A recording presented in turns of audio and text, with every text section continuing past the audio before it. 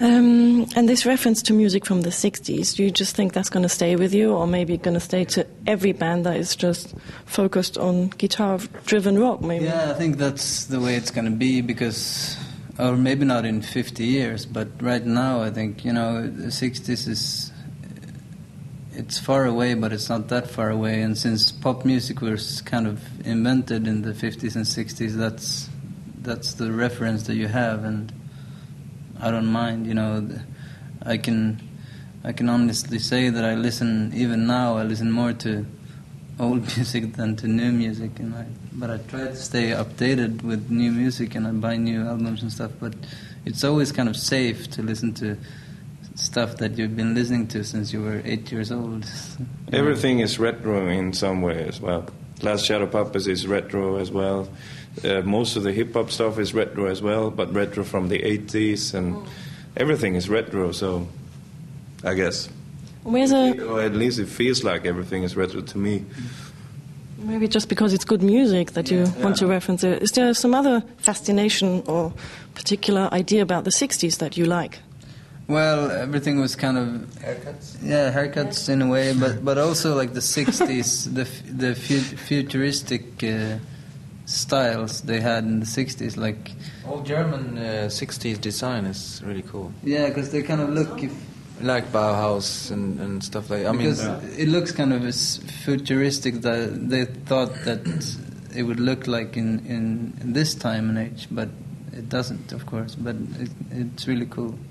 It's really clean design, and stuff like that. Don't you think you have to invent maybe a new future then for this time and age? I don't know. I guess now it's kind of like everything goes in cycles, It comes back. Follow your heart. I mean, if you do come up with something that you love that is haven't been done before, then it's perfect. But if you should really do the things you really love to do. You shouldn't go out there. If you make music, you shouldn't hunt for a modern sound, because then all of a sudden you become pretentious, I guess. You should do the things you really like and enjoy. And I think you become really stressed out if you try to find new things all the time. Just make the music you want to make and be happy with it. Yeah, I agree. And I think it's like, trying to come up with a new car that's never been made. It's probably still going to have four wheels, so it's kind of the same thing with the music, that it's impossible to... I mean, we're always going to have instruments in some way. We're going to have a beat, and we're going to have some kind of melody. And it's a little bit. If you listen to, like, for instance, if you compare like Ziggy Stardust with David Bowie with the first Beatles album, I mean, the difference is not huge there either. Even though it's a totally different thing, it's still the same kind of expression they use. I mean, same kind of melodies, same kind of. Not exactly the same kind of production, but it's still, rock music, and it sounds... I mean, if you look at music history, it's not that big of a difference between the 50s and now. I mean, the sound maybe, because, nowadays you have other recording techniques and equipment, but... Of course you can make new music if it comes natural to, if it comes from above, and some completely new style, then it's completely fine, but...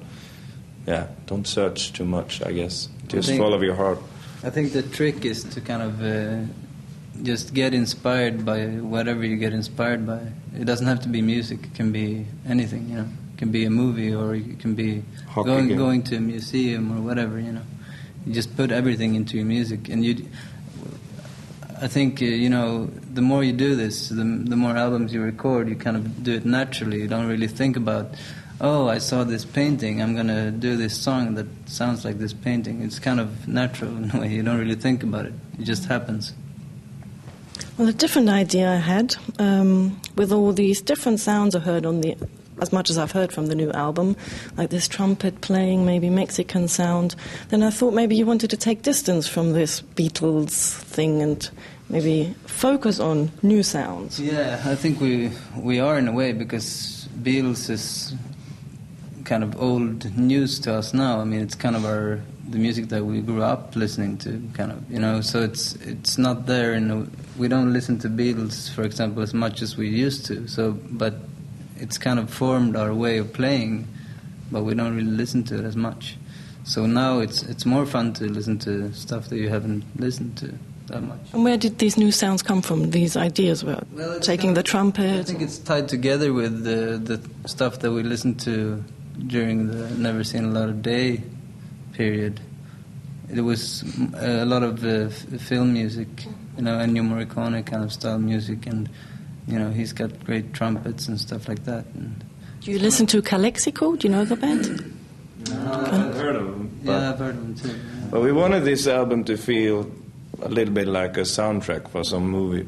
That's a little bit how we want it to be, and we're gonna have like small things between the songs and stuff like this to make it more like a soundtrack, for like a Quentin Tarantino soundtrack or something like that. The Warriors was made today. This would have been the soundtrack to that movie, I guess. So that is more a concept behind that new album, then? I mean, not a concept in that sense, but the thought kind of. Yeah. It's not a outspoken concept. It's not like Autocracy, where clear concept. It's just. I think it's just to make the album more fun for us, at least.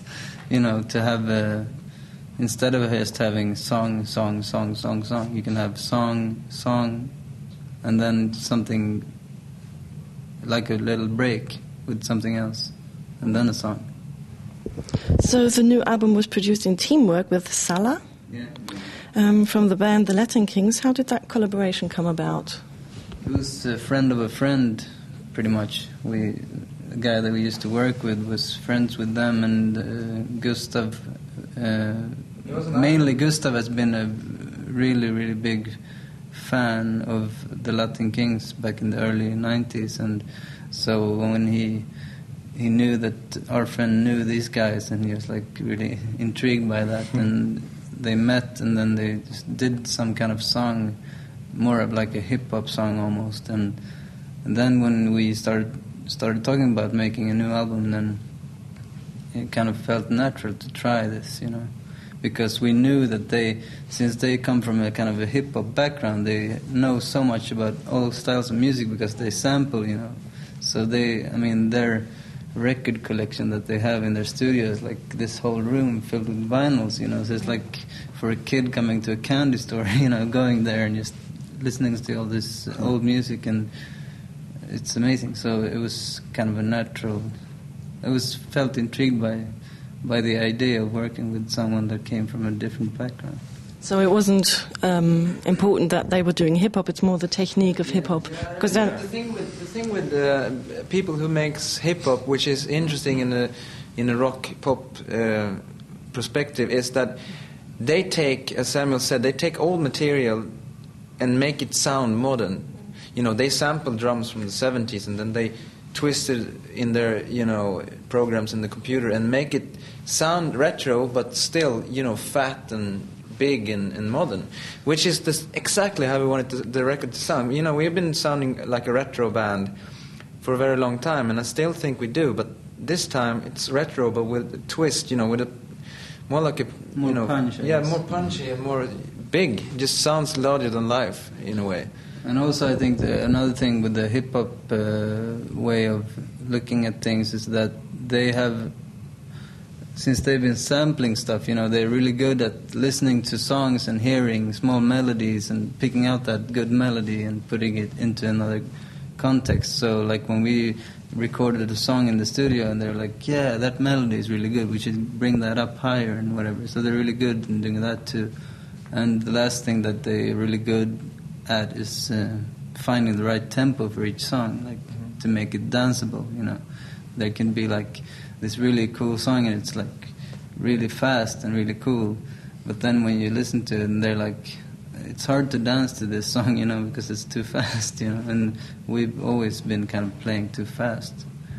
So they have a very trained ear for music. Yeah. They're very trained, and they work every day, early morning to late night, Monday to Saturday, and then they have a holiday on Sunday, and then they start Monday again.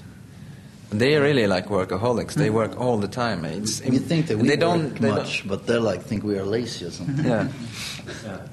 They sit all the time in that studio, in that room. Yeah, in the dark studio in the suburbs of Stockholm, and just work. They work. and work. Very productive, so to say.